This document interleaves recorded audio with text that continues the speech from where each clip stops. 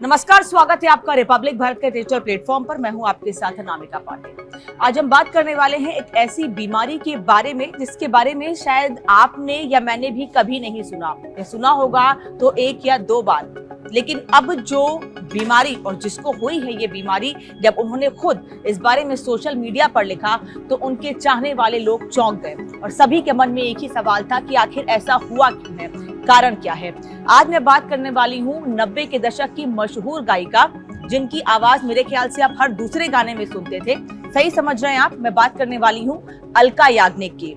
और लोग लंबे समय से इंतजार कर रहे थे कि आखिर अलका याग्निक है कहाँ, क्योंकि या तो वो अपने सिंगिंग में, अपनी गायकी में बिजी रहती हैं, या कहीं उनका स्टेज परफॉर्मेंस होता था, या फिर किसी सिंगिंग कंपटीशन को, रियलिटी शो को जज करते हुए अपनी सुरीली आवाज के साथ जरूर दिख जाती थी। लेकिन एक लंबा वक्त हो गया, सोशल मीडिया से भी गायब थी और टीवी स्क्रीन से भी गायब थी।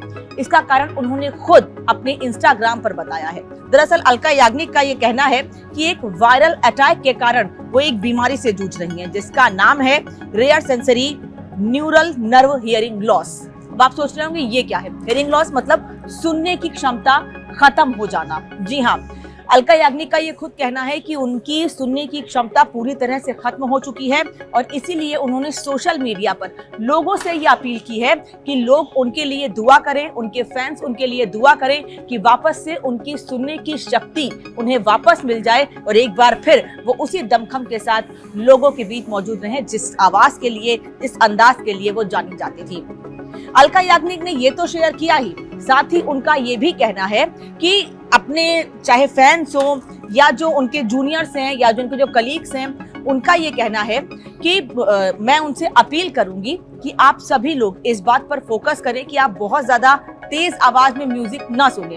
अगर आप रिकॉर्डिंग कर रहे हैं तो रिकॉर्डिंग के वक्त भी, अगर सिंगिंग प्रोफेशन में हैं आप और रिकॉर्डिंग कर रहे हैं तो रिकॉर्डिंग के वक्त भी जब आप हेडफोन लगाते हैं अपने कान में, क्योंकि वो जरूरी होता है हेडफोन लगाना, अब जब हेडफोन लगाते हैं अपने कान में तो उसकी आवाज भी बहुत धीमी रखें, क्योंकि यही चीजें आगे जाकर आपको दिक्कत दे सकती हैं।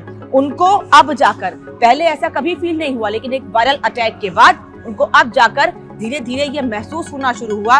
जब डॉक्टर को दिखाया तो डॉक्टर ने बताया कि उनकी सुनने की क्षमता पूरी तरह से खत्म होने वाली है और अब ये स्थिति आ गई है कि वो बिल्कुल कुछ भी नहीं सुन पा रही हैं। उनका ये भी कहना है कि वो हवाई जहाज से ट्रैवल कर रही थी और अचानक से उनको ऐसा लगा कि जब बाहर निकली वो उस हवाई जहाज से तो उनको ऐसा लगा कि वो कुछ सुन नहीं पा रही हैं। उन्होंने अपने आसपास के लोगों से बातचीत करने की भी कोशिश की, लेकिन वो किसी की बात को नहीं सुन पा रही थी। फिर डॉक्टर को दिखाया और उसके बाद उन्हें इस रेयर डिजीज के बारे में जानकारी मिली। साथ ही ये भी कहा जा रहा है कि कई बार टेंशन की वजह से भी ये बीमारी हो जाती है। आप सोच रहे होंगे कि आज के समय में हर दूसरा व्यक्ति, या यूं कहो कि हर अगला व्यक्ति जो है टेंशन में रहता है, तनाव में रहता है। तो ये भी कहा जा रहा है कि तनाव भी इसका एक बड़ा कारण हो सकता है। हालांकि अलका याग्निक ये कह रही हैं कि उनकी जो सुनने की शक्ति गई है वो हेडफोन की वजह से गई है, ज्यादा तेज आवाज म्यूजिक सुनने से गई है। लेकिन डॉक्टर्स ये कह रहे हैं कि इसका एक रीजन ये भी है कि स्ट्रेस बहुत ज्यादा है अगर, तो बीपी आपका हाई होता है और इससे ब्लड क्लॉट हो जाते हैं, इससे आपका नर्वस सिस्टम ठीक से काम करना बंद कर देता है, जिस वजह से भी ये दिक्कत होती है और ये बीमारी हो जाती है। तो दो चीजें तो साफ समझ में आ रही हैं कि या तो आप स्ट्रेस लेना बंद कर दें, स्ट्रेस लेना बिल्कुल खत्म कर दें, या दूसरी बात ये कि अगर आप हेडफोन लगा के आवाज से, तेज आवाज में गाने सुनते हैं तो उसको भी कम कर दीजिए, नहीं तो आपको भी ये बीमारी हो सकती है। हम ये नहीं कह रहे कि पक्का ये बीमारी आपको होगी, लेकिन ये बीमारी हो सकती है।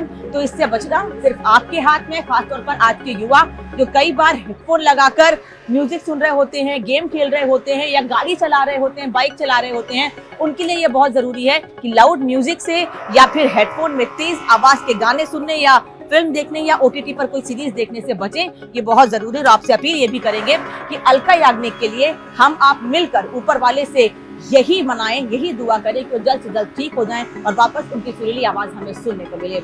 इस इंफॉर्मेटिव वीडियो के साथ ही इतना ही, लेकिन रिपब्लिक भारत के डिजिटल प्लेटफॉर्म को सब्सक्राइब करना ना भूलें ऐसी ही जानकारी के लिए।